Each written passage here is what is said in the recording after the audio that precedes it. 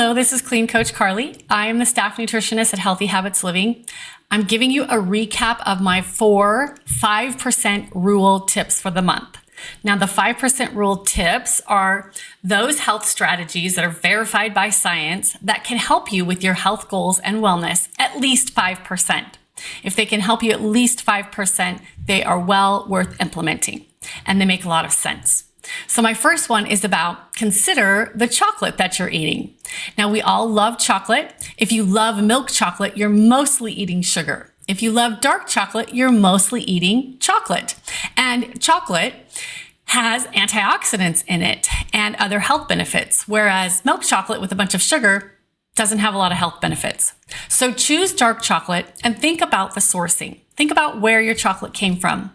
One easy way to do that is look for the label that says Fair Trade Certified. This means that the workers who grew, planted, harvested, processed, and made your chocolate were treated fairly and ethically and given a living wage. Now, you think that might be just kind of a given that would happen, but that's not always true. Some of the large chocolate corporations, such as Nestle and Hershey, have been sued multiple times for unethical and unscrupulous business practices when it comes to growing and manufacturing chocolate. So look for dark chocolate and look for ethically sourced or fair trade certified. My second tip is also about chocolate.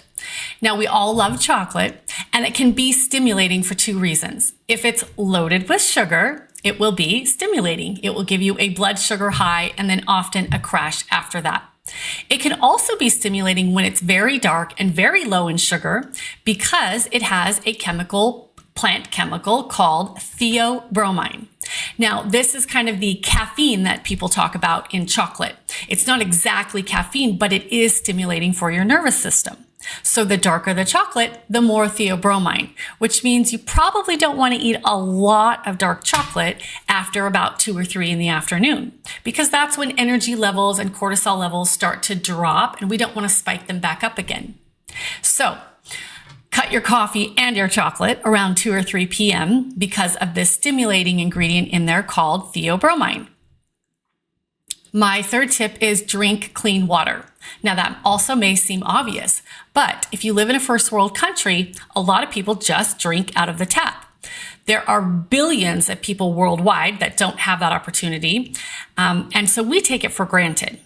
But in the United States, the EPA regulates for about 90 different chemicals or organisms that are known to be harmful in water. The problem is that there's over 300 documented chemicals and organisms in water that are harmful, and they're not all regulated, which means the water coming out of your tap may be laced with chemicals, organisms, pesticides, medication residues. So what do? Well, you get a water filter. Now, there's lots on the market and everybody has their favorite, but I recommend that you start where you are. If you have a refrigerator with a filter in it, change the filter.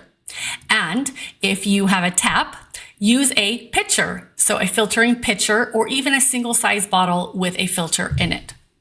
And then you can do a little more research about a longer term solution. But start where you are and with what you have, and don't drink tap water, drink filtered water. And my fourth tip is about the new smoking, which is sitting. People and medical science is calling sitting the new smoking because it is the second most dangerous thing that you can do that will lead to heart disease. So if you already avoid smoking, good, you're halfway there. But if you're too sedentary, like 25% of people in the United States, start moving. It doesn't mean you have to be an ultramarathoner, but it does mean that you want to move around every 1 to 2 hours.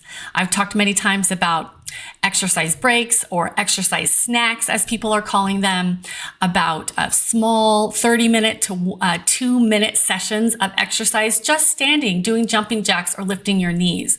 You don't have to break a sweat, and you don't even have to be out of breath. So sitting is the new smoking, so stop smoking and stop sitting as much. Those are my 4 tips for this month: 2 about chocolate, 1 about water, and 1 about sitting. As always, here at Healthy Habits Living, we are here to provide you with science-based tips and information so that you can achieve your health goals and your ultimate vitality. We are here to help you get healthy so you can stay healthy and be healthy.